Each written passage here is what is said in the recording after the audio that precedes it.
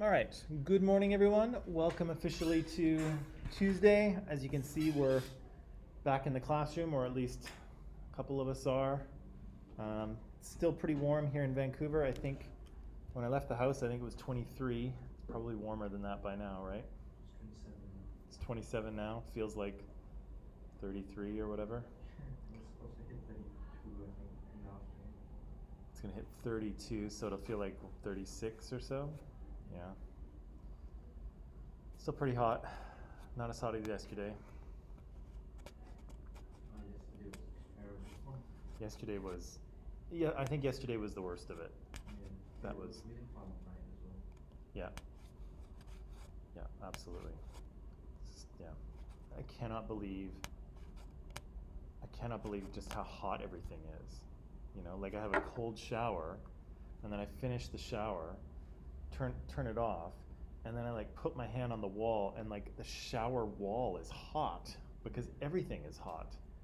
I feel like I put my towel on, and it's like a spa towel because it's already heated, and I'm like everything is, like shampoo just like pours out because it's melted. Like, ugh. I walked out of the toilet and started sweating immediately. What's that? I walked out of the toilet and started sweating immediately. Yeah, we got to stop this global warming. Like It's not always like this? we cannot. No. Oh. This is bizarre. Oh, I thought summer was always like this. No. This has never happened before. This is as hot as it's ever been here. Oh yeah, apparently it's really cold in Australia now as well. Really? Yeah. Well, Australia. Yeah, no, this is weird. This is weird. So like we're normally around like the highest it'll get in the summer here is like maybe 24, 25. And then yeah, and then some days, like we might creep up towards 30 sometimes, like if you have a bit of a heat wave. But like, yeah, like we're not dealing with 40, 47 degrees or whatever. Like that's insane. So it is significantly hotter than it normally is. This is very strange. It's very strange. Okay, so let's see. So Reza's here. Good morning, Reza. Hamad is here. Good morning, Hamad. Hassan is here. Good morning, Hassan. Sean is here. Good morning, Sean. And Awais is here. Hello, Awais. Basil's here. Good morning, Basil. Ryan is here. Good morning, Ryan. And Basil also here. Good morning to you. Okay, so just obviously we're a little bit, it's a messy week, right? So we have kind of a good morning. We have kind of a, oh boy, you look rough too. Oh boy. Everybody's in rough shape today. Okay. Maybe we'll just try to take it a little easy this morning, okay? Because everybody seems to be limp. You guys look like the plants that my partner left in. She ran it. She had to run an errand, and she brought these plants home from her work. She left them in the back of her car.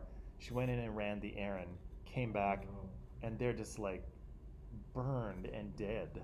Like they were in her car for 20 minutes, and like part of this plant will never recover. Like some of the leaves are green, and the top ones are just like yellow, and they've just and that's what you guys look like. You look limp and half dead. Okay. Simran is here as well. Good morning. Good morning, Simran. Okay, so try and just take it nice and easy this morning because it's really hot. Good morning. So yesterday we were talking about, we were just wrapping, we're in the process of wrapping up sexism, and we'll probably be able to do that today, okay?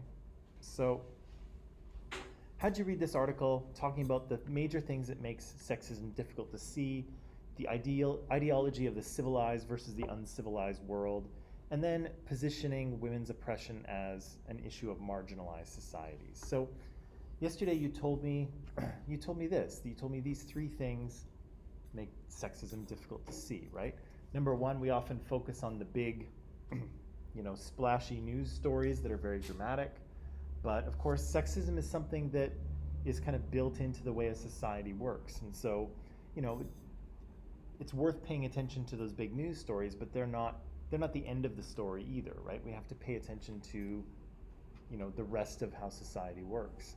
The other thing we mentioned is that sexism is kind of sold to us, right? Through popular culture, through ads, through products, right? We are constantly kind of inundated with messages about what men are and what women are and what men should be and what women should be. And in the process, we are socialized by those things, right? So again, our first, the first agents of socialization in our life are our parents, right? Or our caregivers in our family. But as we get older, those agents of socialization become our friends, other social institutions, the media.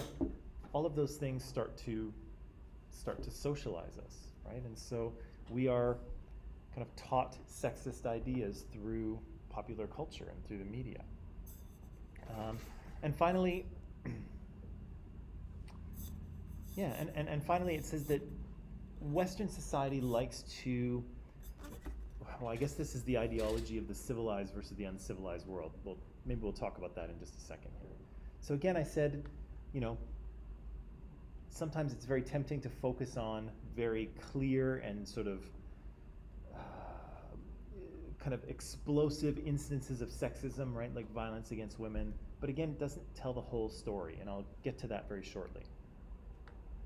This was when we talked about the idea that we are sold sexism. We used the example of the toys. I won't go back into that now. We were dealing with this yesterday, right? The messages that we receive from ads, right? And so there are some very kind of stereotypical messages about what men are and what men should be based on just these two ads, right? And so I think we said here that we clearly see the idea of strength and power, right? Both these guys have seen the inside of a gym once or twice, right? Both of these guys are very strong, they're very muscular. We see a little bit of, coolness in the face of danger, right? That guy's hanging off a mountain, facing his death, but he's just so cool that he can just drink his maxi milk. Guys, don't drink anything like that. It's garbage. It won't help you. It's mostly sugar, usually. And if you want to look like that, you can't be drinking bottles of sugar 3 times a day. It won't work. So we see kind of like coolness in the face of danger. Here we see a guy who's maybe good with the ladies, right? He's just been intimate with this woman. And now here he is kind of just walking away all casual, right? And again, maybe I interpreted too far, right? The idea that, men can have these sexual conquests and just walk away without catching feelings kind of thing. Maybe I kind of overstated that, or maybe I didn't, right? But again, in some ways it doesn't matter what the people who created these ads, it doesn't really matter what they meant to say. What matters is what people get from it, right? And so, I think it's an open question, right? People will interpret this in many different ways, but I think that's one interpretation, right? It's one interpretation. We were looking at this one. This was, I think, the last thing we did yesterday, where we talked about what messages were being transmitted by this ad, right? And it's an ad for some sort of weight loss product. What does it say? Meal replacement and supplements. I'm sorry, those don't work either. Just eat real food, right? Those don't work either. But what were some of the messages that we were saying came out of this ad? Ideal body for a beach. What's that? Ideal body for a beach. Right. So there is an ideal body for the beach, right? And I assume that this is it, right? But we also said, what about all those other people? Because most people don't look like this, right? Well, maybe if you go to Kids Beach, I don't know, but most people don't look like this, right? And so, what's the message to them? What is the message to you if you don't look like this? Don't go to the beach. Don't go to the beach, right? Nobody wants to see you, right? So it's kind of a body shaming thing, right? If you don't look like this, you're not beach ready, right? You are not ready to go to the beach. right? And it's hardly fair, right? People can go to the beach, they don't have to look good. She's a model, right? Models have to look good, that's their job. But to go to the beach, you don't have to look good. You just have to, wear comfortable clothing and bring a cooler full of snacks and an umbrella and enjoy yourself, right? You're not there to, please the eyes of everyone, right? But this ad would have you believe otherwise, right? Anything else that's coming through in this ad? Any other messages? Maybe not so much. Okay. What's that? Not really. Okay. Try this one.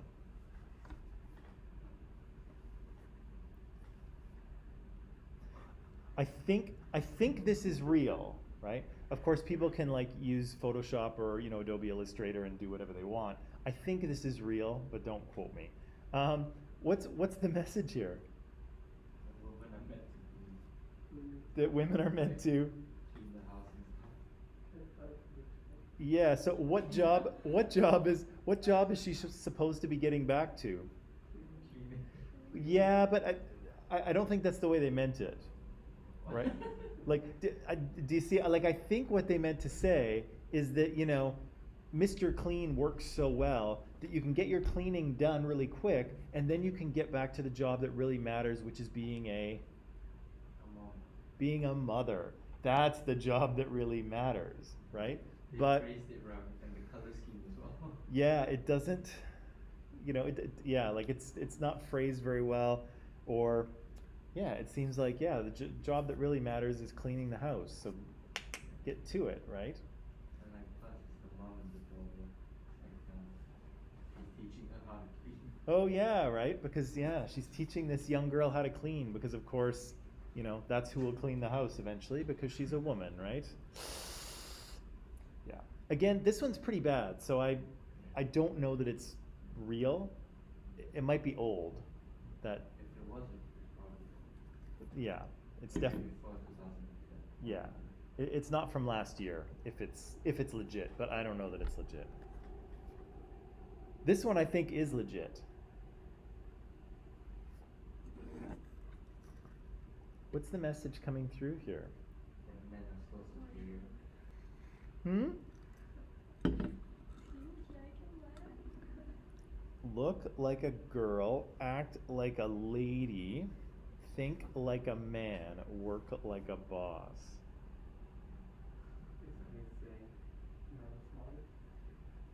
Kind of, right? Like, if you want to succeed in the world of work, if you want to work like a boss, what do you need to do? You need to think like a man, right? And that's Happy Women's Day, right? Again, I'm not entirely sure if this is legit or not because it's pretty bad, but I think it actually is legit, this one. What's that? I said, oh my god. Yeah, I know, right? Wait, what did you search to find these? What's that? What did you put in the search bar to find this? I don't remember. Sexist ads? I'm not sure. If you Google that, I'm sure you'll find lots of these. But yeah, for some reason I think this is a legit one. But yeah, this reinforces the idea that if you want to be successful at work, you need to think like a man, right? Men's thinking is somehow superior, right? Or men in general are superior, right? And yeah, yikes, to say that on Happy Women's Day? Ooh, right? So again, this is, I guess, more examples of how we see popular culture and advertisements and things like that kind of selling sexism to us, right? And again, in this example, they're pretty, you read it and you're like, whoa, that's wrong, right? But then, some ads are maybe a little more subtle, or maybe a little more subtle here, right? There's nothing, obviously offensive about this, but there are messages being transmitted within all of them, right? And people absorb them, right? Whether they mean to or not. And we're advertised to pretty much all the time, right? The other part of this was talking about the the sort of idea of the civilized world versus the uncivilized world. And so this is the perception that Western cultures have an idea that they are very progressive, right? Very liberal, that, change and, human rights and technology and kind of progress comes from the West, right? It doesn't come from the East. And again, I'm definitely not saying that this is true, but this is kind of a stereotype, right? Or maybe even an ideology, right? That this is where progress kind of comes from. And so we said it's very easy for people to look with Western eyes at a scene like this and say, oh gosh, look at these oppressed women, that's so terrible. Thank God we don't have that here in Canada, right? And or the US. And again, there may be some truth to that. Whether or not how these women are dressed constitutes oppression is a bit of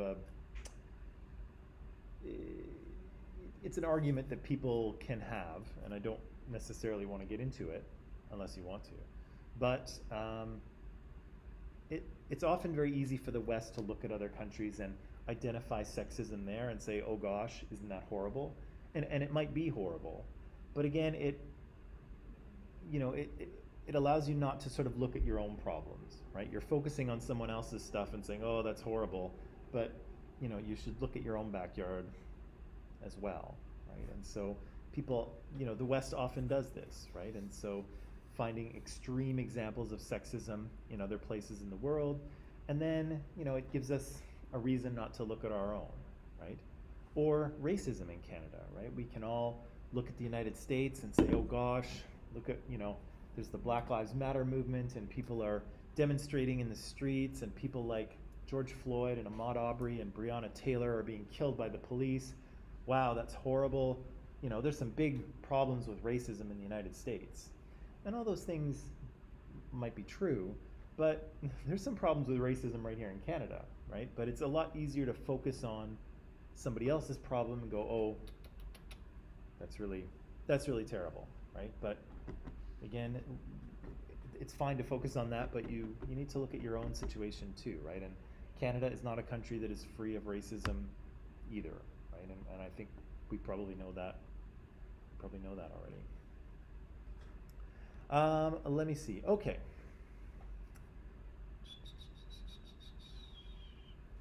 Let me just check. Sorry, I just want to check my slides and see where I go from here.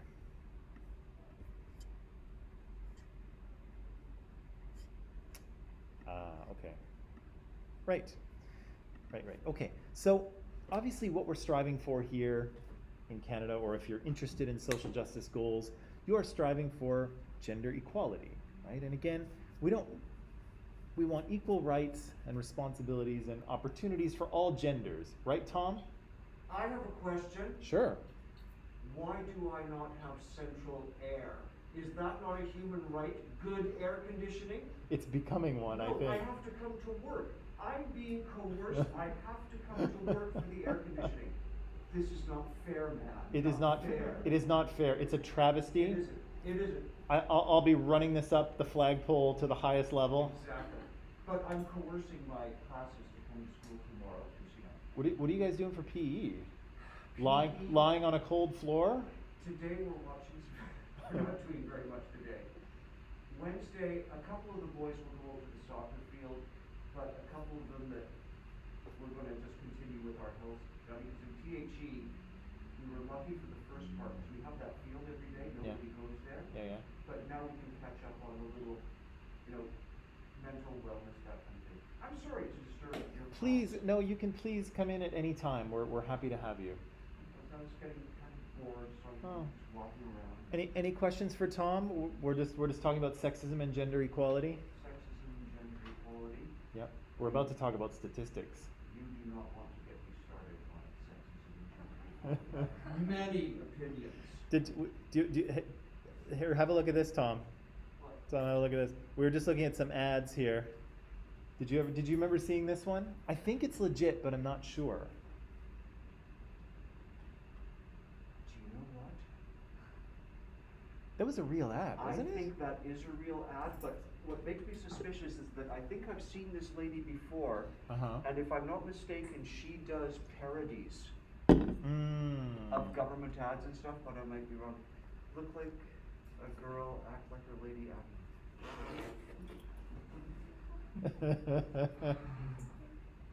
Oh well. Wouldn't it be shocking if it was real though? If that was legitimate? Wouldn't that be shocking? But it may be, because I can have the face confused, you know? Yeah?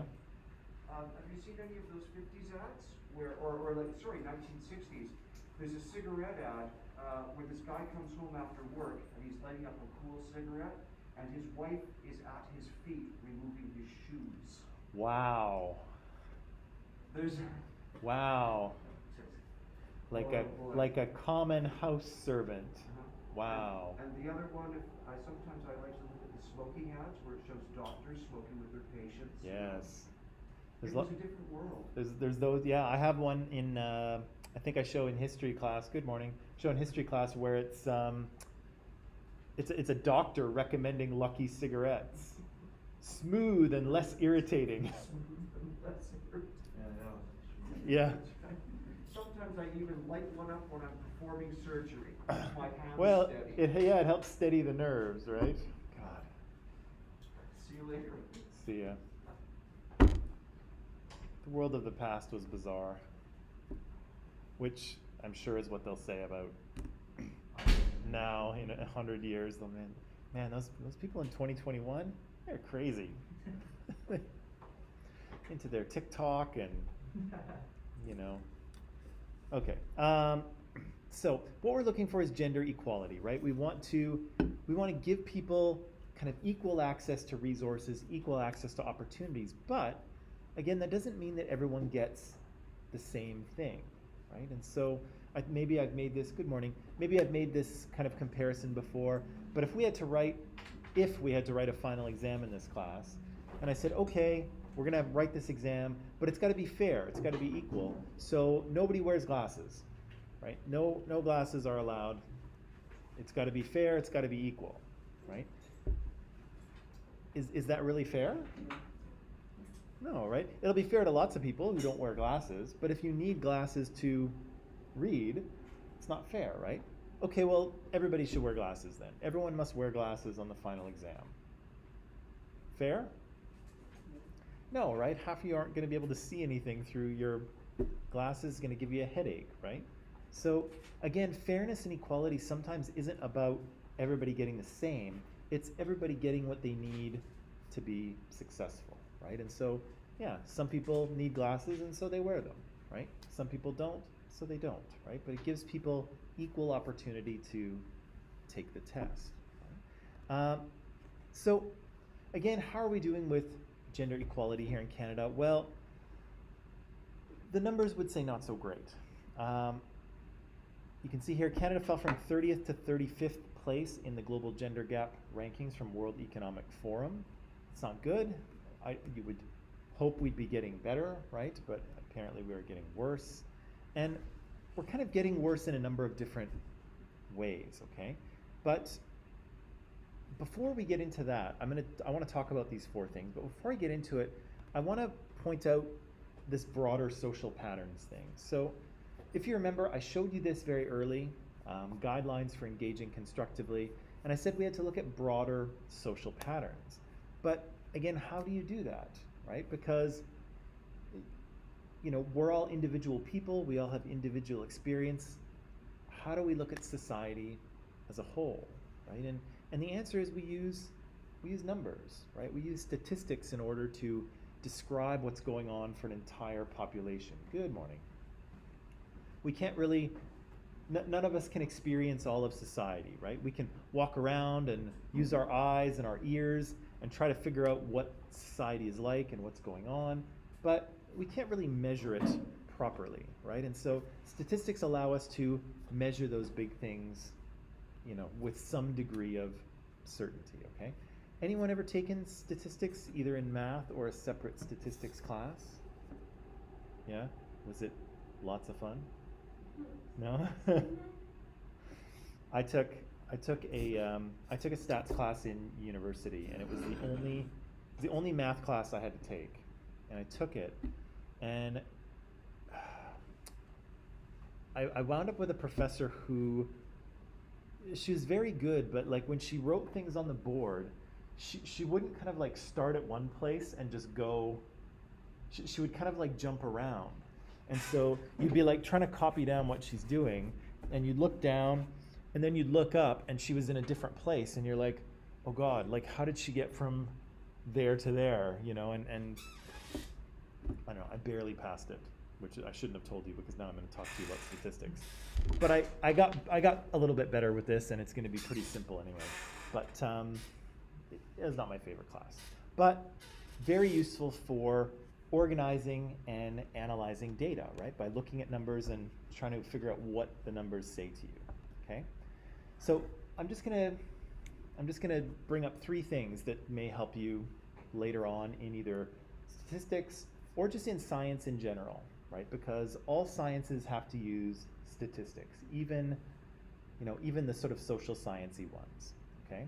So we'll talk about sample size, we'll talk about over and under representation, which I talked about quickly already, and then what the data actually tell us, okay? And so this is a useful skill, I think, for people in general, because are we given statistics pretty often? Like if we watch the news or read magazines? Yeah, there's often numerical data in there, right? So we should know how to think about it, right? And again, this is pretty simple, but I think it's worth talking about. So sample size, really quickly, is the number of data points in your data set, right? So if we had, I think we have 24 students in this class, but if I ask people in this class, do you like fish? Let's say, okay, let's 1, 2, 3, 4, 5. Okay, so we've got 7 people here in class. We've got a few people online, but maybe I'll just let you watch for this one here. So 7 people. Who likes to eat fish here? Likes fish. Okay, so 1, 2, 3, 4 people. Okay, I'm going to assume that the other 3 people do not like fish. Is that correct? No.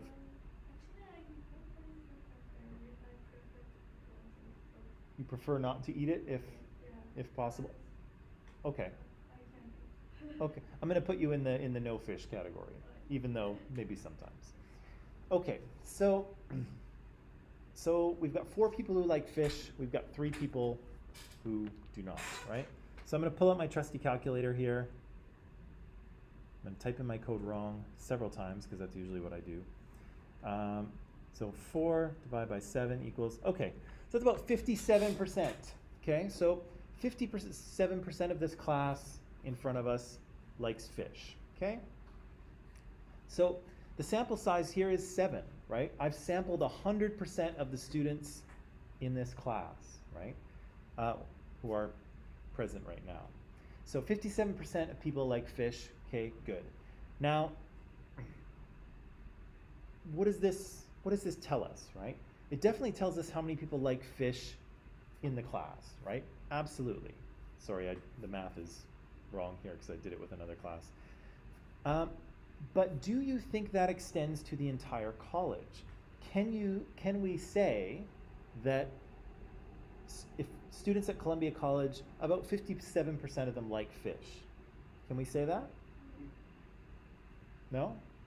Why not?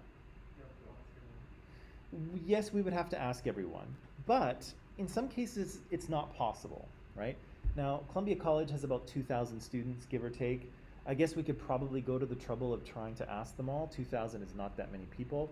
But what if we wanted to know from Canadians, who are you going to vote for in the upcoming election?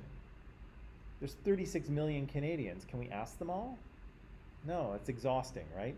So what we're going to do is we're going to pick a smaller sample, right? And from that sample, we're going to assume that it reflects everyone, right? But of course, that sample size actually has to be big enough, right? So in this class, I sampled all of you, right? All of you who are here, all 7 of you, I asked you about the fish. So that is an accurate statistic. It's representative of reality.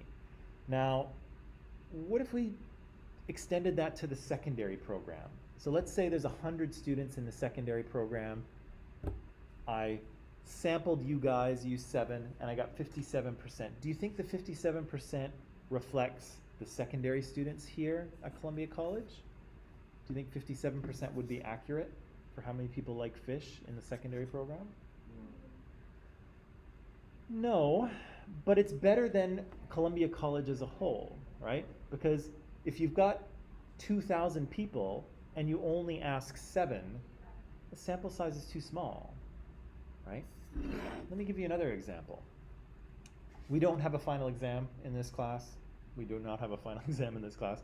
If we did, and I gave you the choice, how many questions would you like me to ask you on the final exam? How many questions do you want? I'll give you as many or as few as you want. 1? 10. 10? 5. 5? No, 1 means it's a message. How many? Nope. More than 20? More than 20? Yeah, because I think it's,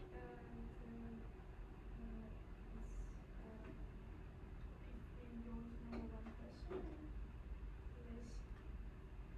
it is. Exactly, right? If you don't know, if I only ask you one question and you don't know it, you're screwed, right? But if I only ask you one question, what marks can you get? 0 and 100, right? Is that a good measure for me about how much you know? No, right? You could just get lucky, right? It would be the one thing you know and you're like, yes, right? Or it could be the one thing that you don't know. You could know everything and then you get a 0, right? So it's not a good measurement of what you know. If I ask you 10 questions, probably I get a better read, right? Let's say that you should get a 70, okay, you should. If I ask you 10 questions, is there a good chance that you'll get about 7 out of 10? Maybe, right? You might luck out with a couple, right? You might get 9 out of 10, or you might get confused, or you've forgotten things, and you might wind up getting, 5 out of 10. So, if I asked you 20 questions, right? Would you get about 14 out of 20? It would be closer, right? And so the more questions I ask you, the closer I can zero in on the actual mark. If I ask you 100 questions, you're probably going to get about 70 right? The accuracy will be there, right? The more questions I ask. But if I asked you 1,000 questions, do you think that's better? I don't think we have time for it. Definitely not. But if I ask you like 10,000 questions, I mean, yeah, you'll definitely know what we said. yeah. So I might get more precision. We don't have to get into this. I might get more precise, but it doesn't really get more accurate, right? And so the question is that how can I, if you're supposed to get a 70, kind of what's the fewest number of questions I need to ask to measure that? Okay.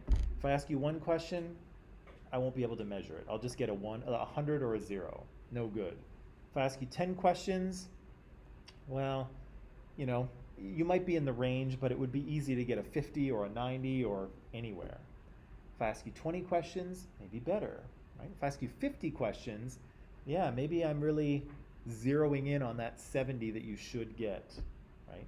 But after that, if I keep asking, I don't really get any better accuracy, right? I just get more decimal places, but that doesn't help me, right? So that's the sample size thing too. And so here for the fish thing, 7 people may not really represent the secondary population of Columbia College for the fish. It definitely doesn't represent the 2,000 students, especially if you consider that a lot of our students at Columbia College are from India, and lots of those students are vegetarians, so they're definitely not going to eat fish. So you've got to kind of pick a sample size that is big enough to reflect the whole, right? So if we want to know about Canada, we can't just ask 7 people. It's not enough, right? The sample size is too small. And in fact, often what they do is they ask about 1,000 people. So if they want to know, who would you vote for in the next election, they'll ask about 1,000 people, and usually that will get them, it's not perfect accuracy, but it's enough to be able to say maybe what people are thinking, right? And then if you have multiple polls going on, that gives you a better idea, right? So sample size is important, right? So the number of people that you ask or the number of data points you have has to be kind of enough to describe the population as a whole. Okay? So again, I think the exam is better than the fish. It's a better example than the fish. If I want to know what you know, I can't just ask you one question or 5, right? I've got to give you enough so that I can zero in on what you actually know. But again, if I ask too many questions, I don't really get any more information from that. Make sense? Okay. Okie dokie. Over and under representation. I talked about this already. Okay, but we want to know how many people kind of should be in a sample of things based on the larger population, right? So we talked about this with the government statistics, right? Women make up 50% of the people in Canada. If all things were equal, what should the representation of women in government be? It should be 50%, give or take, right? Again, can move a little bit, but you should have 50%. And the fact that you don't, the fact that you have 20 or 24% means, women are underrepresented, right? There are less of them there than there are in the greater population, right? And again, that doesn't necessarily mean anything's wrong, but it's worth asking the question of, why is that, right? Why do we have fewer women in government than we have in society as a whole, right? Think about this class. If we have, I don't think we do, but if we had 50% girls and 50% guys in this class, and let's say there were going to be 4 A's, who should get A's? 2 girls and 2 guys? You would think? Yeah, but this is also a small group, right? So if girls got 3 of the A's and a guy got the 4th A, should we worry about that? Is that a cause for concern? No, it's a small sample, right? It's very possible that all four A's could go to women, or all 4 A's could go to men, and it probably wouldn't be an issue. But think if we looked at Columbia College as a whole, and we looked at all the students and all their courses over an entire year, and what if we found out that of the A's given to students, 75% of those students were female students? Is that worth paying attention to? Maybe, right? But again, the statistics don't give us an answer. They just give us a question, right? And the question, of course, is why is that? If we have male and female students, and in theory they both have an equal chance to get an A, why are all the A's going to women and not men? What's going on, right? And again, there might be a problem there, right? There might be something we need to fix, and there might not be, but it's worth asking that question. But again, the statistics don't tell us why, right? They just tell us what. Actually, that would be interesting. I'd like to know what the breakdown is. I would assume it's 50-50, but I don't know. What do you think? What do you think we would find if we did that? If we looked at all the A's given at Columbia College and we checked for male or female students, do you think we would find a 50-50 split? Or do you think it would be different than that?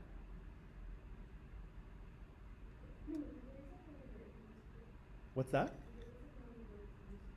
There isn't many girls? Maybe not right now in the high school program. The university program, actually I don't have data on this. If it's not a 50-50 split, it's pretty close. So we have lots of female students in the university program for sure. And the other thing is that the secondary program is kind of small, right? So the sex ratio is going to fluctuate, right? Again, the bigger your sample is, the less fluctuation you get. And so our university population is probably a lot closer to 50%. In secondary, it kind of will go up and down a little. And you'll see that as well, right? The smaller your sample size is, the more your results are going to vary, right? The more people you ask, right, or the more questions you ask on a test, the less variation you're going to get, right? And things are going to kind of settle out. I don't know, but what do you think? Do you think more girls get A's or guys get A's? Or do you think it's equal? In secondary or in UT, I guess. Huh? Yeah, I'm trying to think.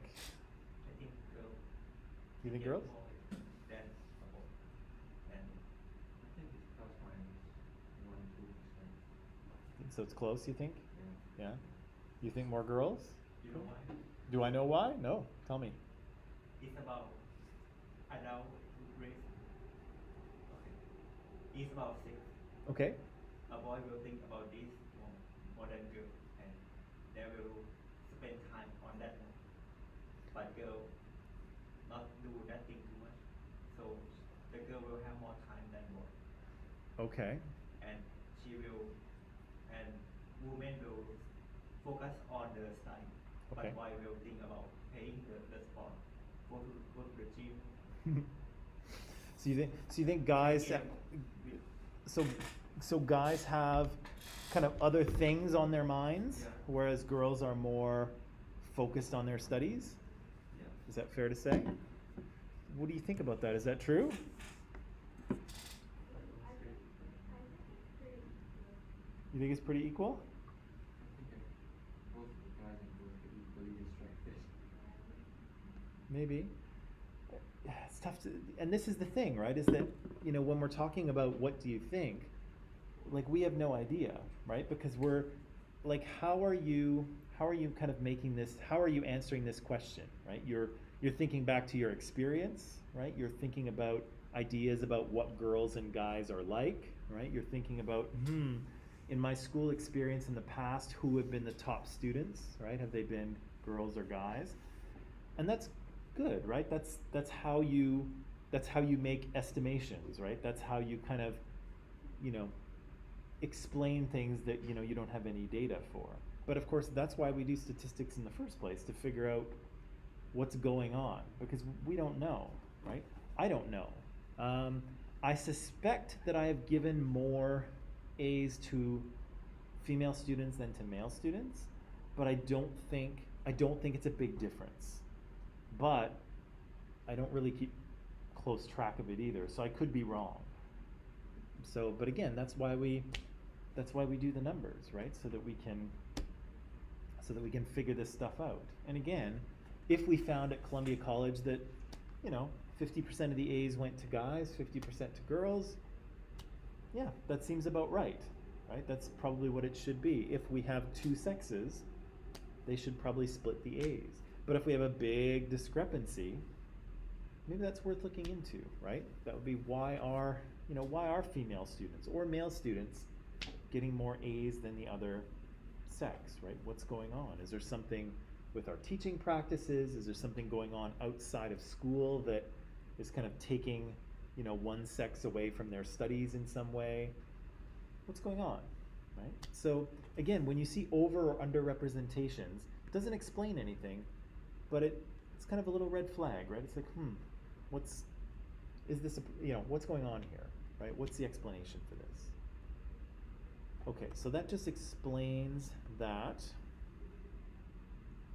Okay, and the last part is, what does the data actually tell us, okay? So when you see stats, pay attention to the phrasing, right? Because often when we poll for people's opinion, we're looking at what people think is true, not what is actually true, right? So here, if 70% of people believe in ghosts, does that mean that ghosts exist? No, it just means that people believe in them, right? There's a difference. And so again, we have to pay attention to what the stats actually tell us and not kind of make an assumption based on it, okay? Yeah, so have a look at this example here. So 600 people were murdered in Canada in 2016. That sounds like a lot. 600 people? Yikes, right? But there's about 35 million people in Canada, so our murder rate, if you kind of normalize it, is 1.68 per 100,000 people. If you compare that to the United States, they've had 17,000 people murdered, but if you normalize it, right, if you do a common denominator thing, you see that in fact it is, right? They actually do have a much higher murder rate than Canada does. But again, it's hard to tell that just from the numbers, right? 600 and 17,000 and 35 million and 323 million. Too many numbers, right? Hard to really know what's going on. But if you have a common denominator, you can compare them, right? So you have to make sure that your numbers are comparable, right? You have to make sure that you are not comparing apples to oranges, as they always say, which I don't know why they say that, because apples and oranges are just not that different. They're both round fruits. If it was like, apples and cows, I mean, maybe that's, I don't know. Make sure that if you're going to compare statistics that you are comparing the same thing, right? And so you can't say 600 versus 17,000. Those are totally different, right? Our populations are completely different sizes. But if you use a common denominator, then we can compare, right? And we can see that, if you live in the United States, there's a much higher chance that you will be murdered. So stay in Canada, and you won't get murdered.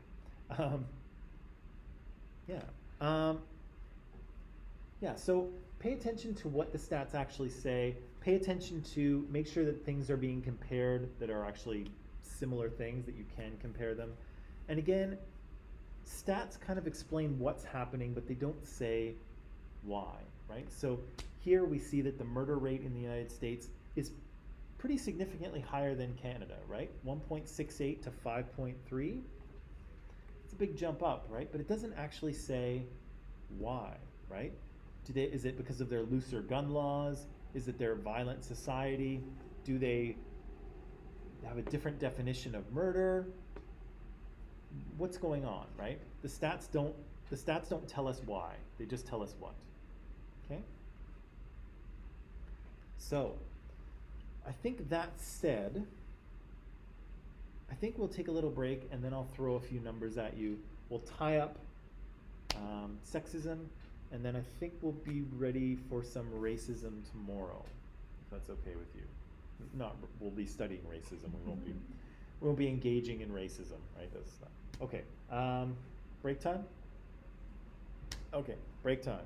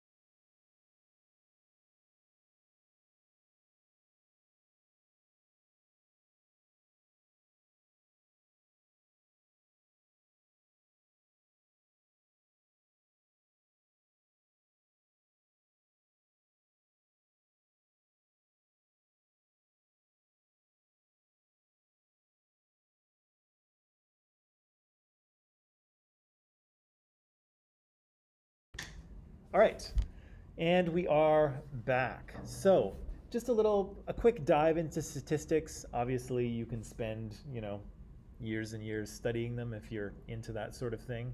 I'm not, but again, they're very useful for helping us analyze large things, right? Especially things that we can't really measure accurately, or things that we actually can measure, but then we have to figure out what the numbers are telling us, right? And so sometimes we'll pay attention. Sometimes we'll take a sample of things. So again, how many people, or how will people vote in the next election? You can't ask 36 million people, right? That's not going to happen. So you ask a smaller sample, right? But you have to make sure your sample size is reflective, right? You have to make sure that it's big enough to actually tell the story. We didn't talk about this either, but you actually also want to make sure that it's not biased in some way, right? So if I ask the question, do you like to eat fish? But let's say I had an anthropology class in front of me that was almost all Indian students who were vegetarians, I would get 0 people liking fish, right? Could I then say that nobody at Columbia College eats fish? No, right? My sample is biased, right? It's not reflective of everybody at the college. So again, you have to make sure your sample size is big enough. And you also have to make sure that it's not biased in some way, right? You want to look for over and under representation, right? So again, if in the greater population of Canada we have 50% women, but we only have 20% in government, that's a little odd, right? Again, if all things were equal, you would think that we would have 50% of women in government. Is it a problem? We don't know, right? But it's a flag, right? It gives us something to look at, right? And finally, the third one was pay attention to what the data actually tells you, right? So just because people think something doesn't mean that it's true, right? Just because they give you numbers doesn't mean that we can necessarily compare them, right? We have to make sure that they're the same. And again, be careful when people try to explain too much with the numbers, right? Again, a lot of these numbers don't give you cause and effect, right? They just give you a picture of what's going on. Let me show you some, okay? So I said I was going to show you some measures of gender inequality in Canada and the United States. So women and girls in Canada and the United States are at increased risk for gender-based violence, right? And so that can be assaults, that can be sexual assaults, that can be online attacks and cyberbullying, revenge porn. All of this stuff are things that women and girls are subjected to, right? Have a look at this here. Half of women in Canada have experienced at least one incident of physical or sexual violence since the age of 18. Half. That's a lot, right? That is a lot. 67% of Canadians say they have personally known at least one woman who has experienced physical or sexual abuse. That's big, right? That's 2/3, right? 2 in 3. If you ask 3 Canadians if they know anyone who's had at least one, or if they've known anyone who's suffered sexual or physical abuse, 2 of those Canadians will say yes. That's a big number, right? Every 6 days, a woman is killed by her intimate partner, right? And so, again, out of the 83 police-reported intimate partner homicides, 80% of the victims were women, right? So often, I think you probably know this already, but I'll say it anyway, often we are scared of, being murdered by some, psycho with a hockey mask or with an axe or whatever, but it's pretty uncommon to be killed by someone you don't know, right? Most of the time when people are killed, they're killed by people they know. And most of the time, the killers are men and the people who are killed are women, right? So that's a big problem, right? Look at this, 80% of those were women, right? Again, if you think that most partnerships in Canada are male-female partnerships, again, not all of them are, but most of them are, and one partner murders another, you would think that it'd be a 50-50 split, right? But that's not what it is, right? It's 80% of those are are women. And actually, even looking at that, I feel like that's low. I feel like that's less than it should be. Yeah, here on any given night, 3,500 women and their children sleep in shelters because they can't go home, right? Because it's not safe because of the man that they live with. Look at this. Women self-reported 500,000 sexual assaults in 2014. Do you think all sexual assaults are reported? No. Why would people not report a sexual assault? What's that? Nothing happens. Nothing happens?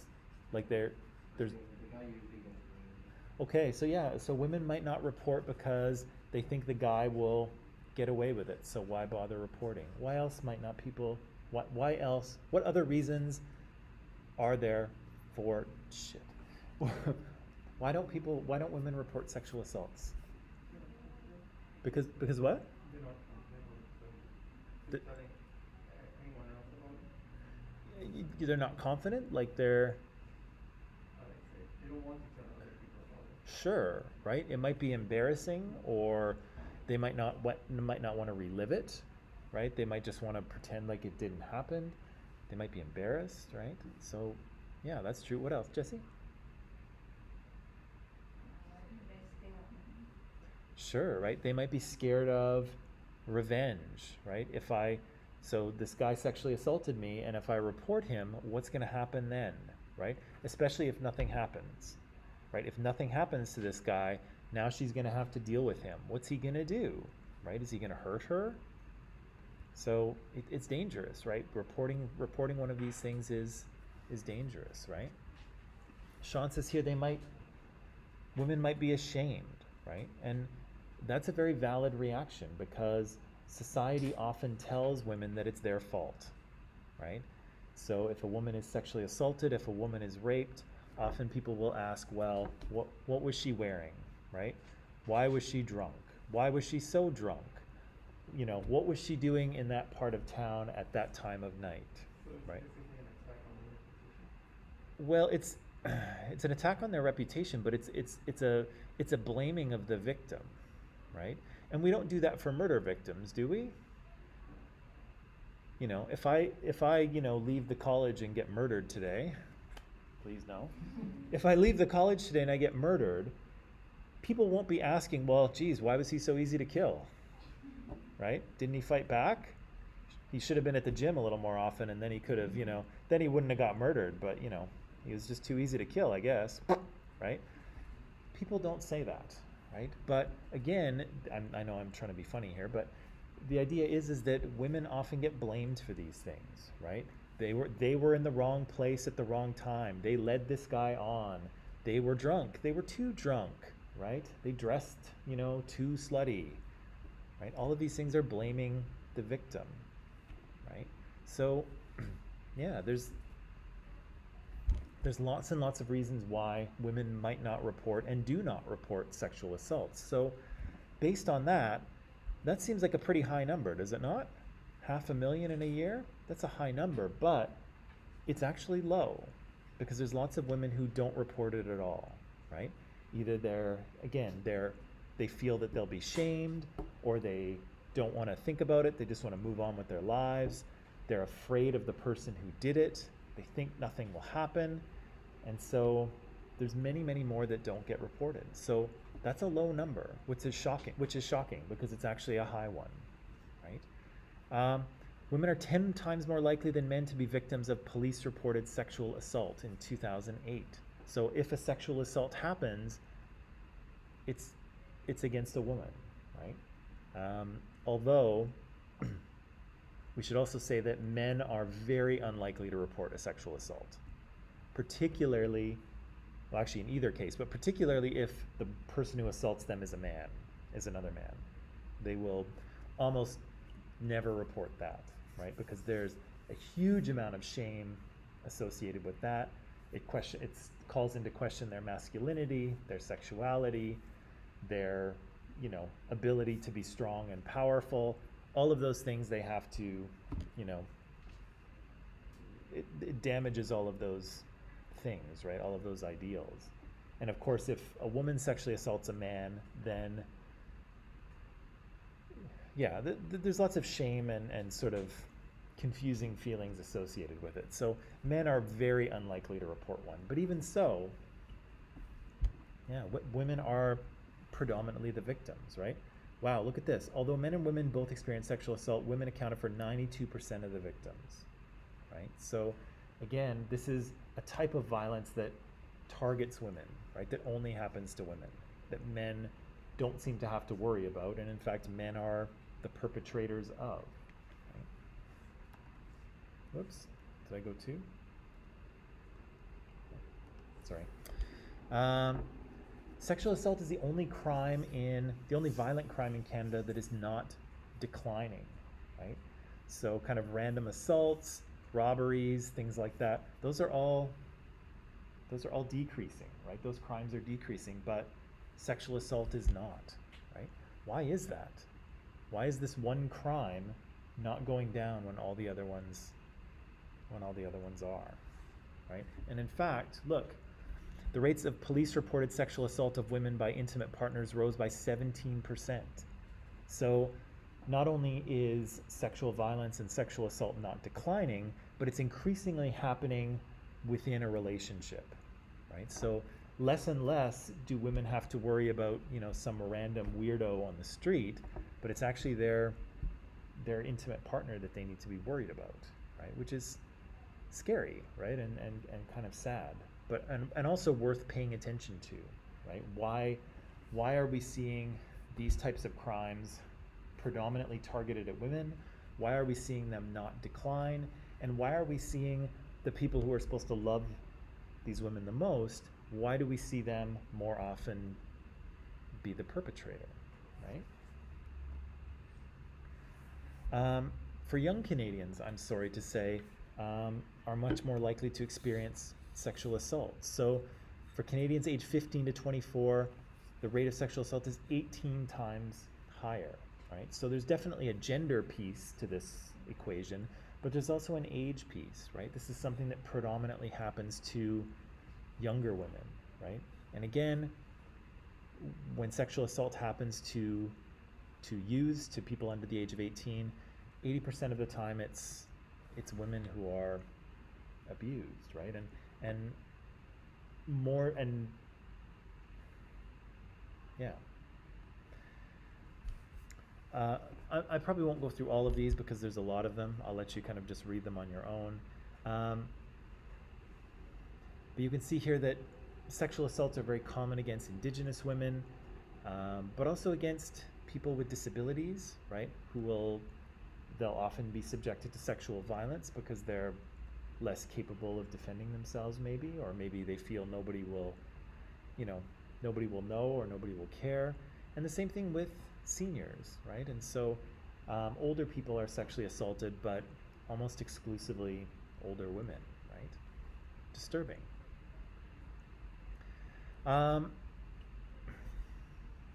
Let's see, there's also a bit of a, there's a sexual violence crisis, I guess you could say, but also a mental health crisis that particularly affects women, right? So all of us, I think, are kind of either struggling with or maybe paying more attention to our mental health in the context of a pandemic and a heat wave. And for girls, this is particularly acute, right? You can see here that this is pretty shocking. In grade 6, 36% of girls say they are self-confident. So that's only 36% when they're 10 years old. So 2 out of 3 girls, more than 2 out of 3 girls, are not feeling confident in themselves by the age of 10. But by the time they get out of, by the time they're sort of in high school, that's 14%, right? So let's say 8 in 10. 8 in 10 girls in grade 10 do not feel confident in themselves, right? And again, part of that, I think, is that time of life, right? It's puberty and it's high school, and can be a kind of a tumultuous time, but still that number is worth paying attention to, right? That's a low number, only 14%. 12% of girls in Canada 12 to 19 say they've experienced a major depressive episode at some point in their life.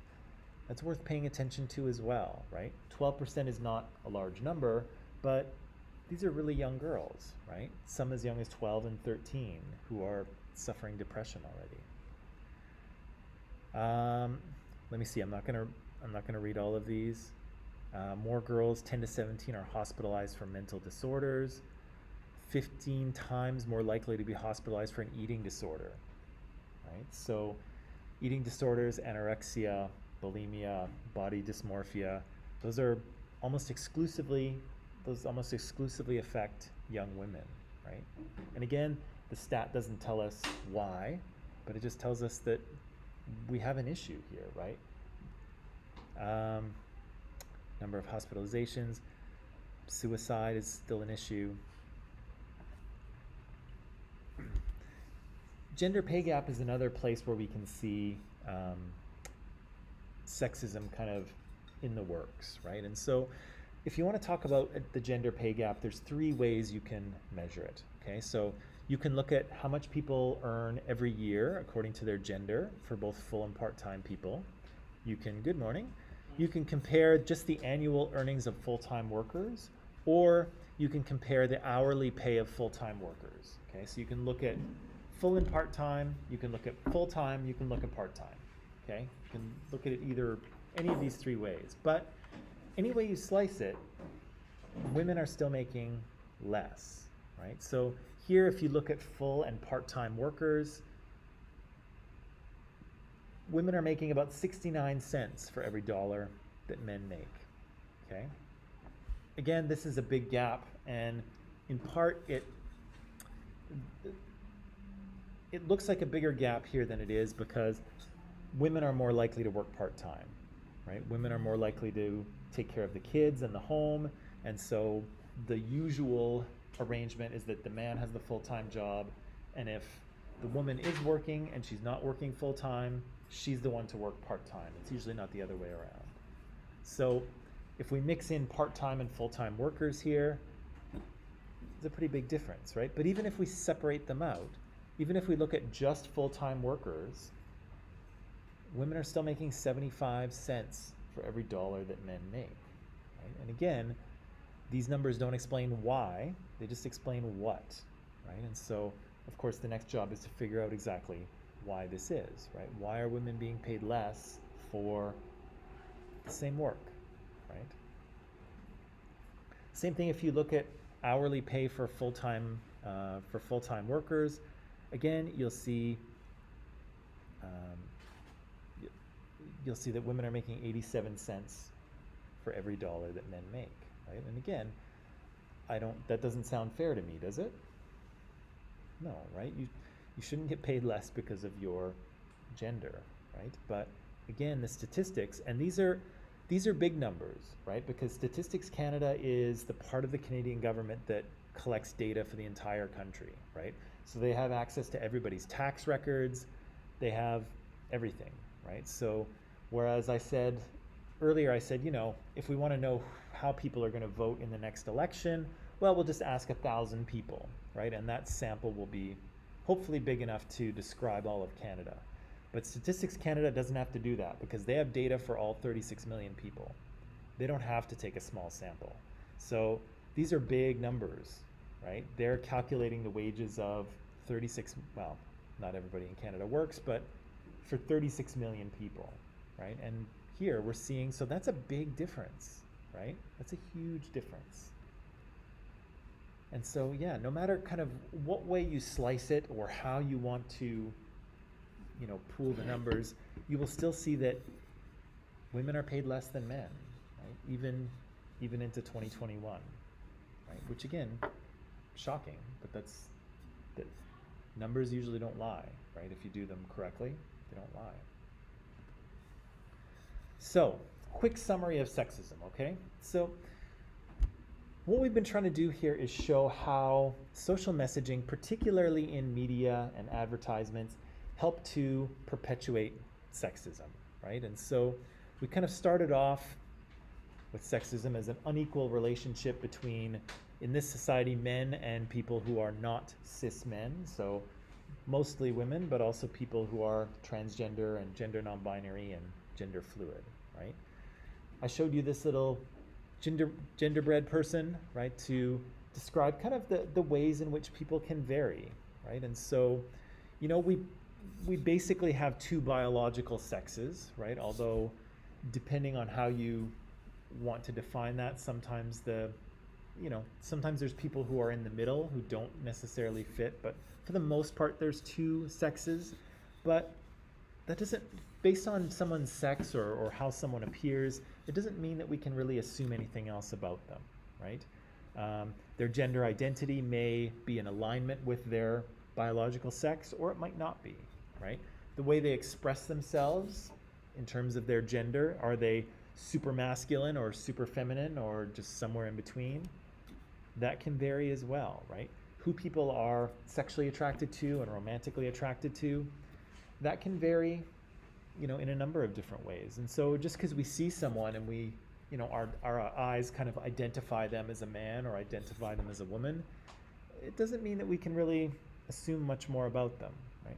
Of course, if you have to bet money, bet that most people are cisgender heterosexual, because I think most people are, but lots and lots of people are not, right? And the more and the safer it becomes in Canada to kind of talk about these things, the more we'll see that, people are complicated and variable, right? And, the other thing that's probably worth mentioning too in terms of acceptance is that almost none of these things are really under anyone's control, right? Can you choose your sex? No. Can you choose your gender? No. What's that? Yeah. Well, Isn't like sex and gender? what's that? It's like, isn't gender expressing yourself as Mm-hmm. what you express yourself?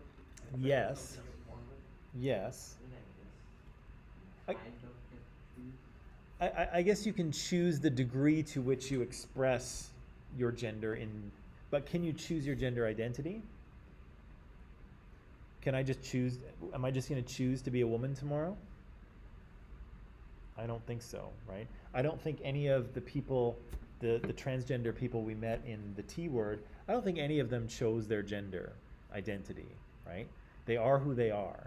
I'm sure it would have been much easier for them all to just kind of go through their lives, as the sex assigned at birth, right? Trying to convince everyone that, yes, I was born into a boy's body, but actually I'm a woman and I want to live my life as a woman. That's a tough thing to do, right? To tell your parents and your friends and to try to transition, and people are bullying you at school, and maybe you're not entirely passable as a woman, and so you've got, people looking at you on the street. You're far more likely to experience prejudice and discrimination and violence. And man, that's not the easy route, right? The easy route is just to, be the gender that your physical body suggests you are. But again, I would say that that's not a choice, right? None of those young people had a choice in terms of what their gender identity is. They just knew it, right? And I think if we look deep inside, you'll probably see that you don't really have a choice either, right? Like, I'm a guy, and I know that that's not a choice. That's not a choice that I made. That's just who I am, right? And it's not a choice. I chose to wear a blue shirt today. Tomorrow I might wear a gray one. That's a choice, right? But gender identity is not a choice. Gender expression is a choice, right? And again, depending on how comfortable you are, depending on how safe it is in your family and your society, how much support you have, yeah, you might express your gender differently, right? So that's a personal preference thing, but it's also a societal thing. It's a safety thing. Yeah, but regardless of what gender we have or what gender we're kind of performing, society has rules, right? And they'll try to enforce those rules. They'll try to get people to follow their norms, right? And so, but what I wanted to point out to you is that, there are there are biological differences between men and women, right? We all kind of intuitively know that. If you have ever seen a pregnant woman, you know that, of course, men cannot do that. Women are obviously different from men. That's not news, right? That's not up for debate. But a lot of the rules that we have for being a woman and being a man are socially constructed, right? Society has created them. It's made everybody, it's taught them all the rules, and then we kind of encourage people to follow them, right? And so obviously that's difficult for people who are, you know, outside of traditional gender categories, right, of man or woman. But we're all kind of subjected to that pressure. But again, most of those things are made up, right? They're not reflective of what men are actually like or what women are actually like. They're just how we've trained ourselves to be. Right? We see in media that there's lots of normalization of, I got 5 minutes, okay. There's lots of normalization of stereotypes, right? So in ads, in movies, we often see stereotypes kind of perpetuated and continued because it's easy, right? We don't want to confuse the audience by showing them something they don't expect, so we're going to show them what they expect, right? If you're going to sell laundry detergent, you show mom, right? Running around, trying to keep a lid on the kids and trying to get the laundry done, because it's a very stereotypical image, right? Most people will not question it, and they'll focus on the laundry soap. But in doing so, it kind of perpetuates sexism, right? It normalizes that role that women do the laundry, or just the dominant, or the domestic chores. Right. We talked a little bit about misogyny, right? A prejudice or contempt or hatred of women. We said that, you know, prejudices against women or sexual violence or sort of blatant sexism or sexual objectification. We see lots of those things in television and in movies and in music video, right? And in television and movies, you know, it's tricky because a film or a television show can frame someone as a hero, right? They'll use a likable actor. They're often very good looking, right? Harrison Ford, I think, is pretty good looking. We know he's the hero, right? And so we kind of let him get away with his behavior. But the danger is, of course, is that men internalize this, right? And they see this as, you know, the ideal way for men to behave with women. And again, women are not immune to it either, right? Women can absorb these social messages as well, yeah. So as I said, women are there defined as sexual objects, right? Yes. So in our generation, like, you have heard of OnlyFans, right? Yes. OnlyFans, right? Yes. So isn't that like women objectifying themselves? Yeah, so we talked about that. So the idea of objectification or sexual objectification is kind of a dehumanization of people, right?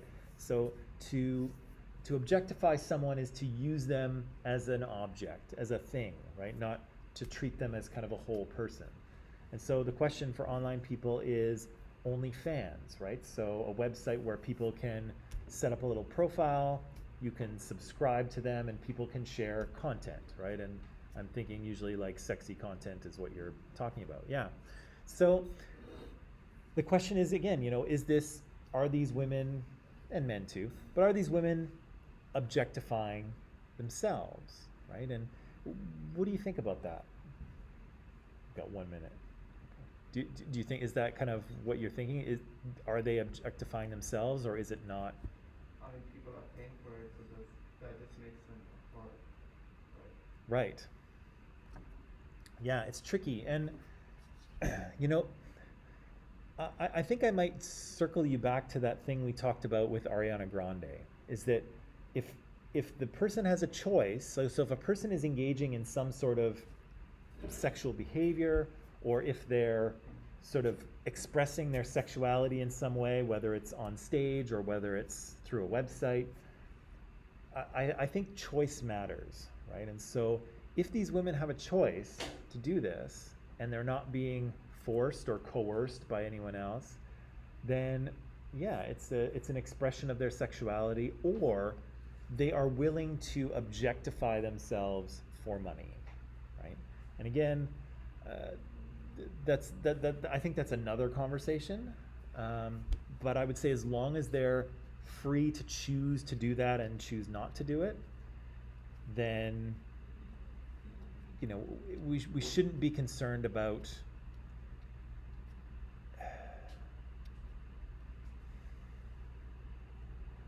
maybe I'll just leave it there.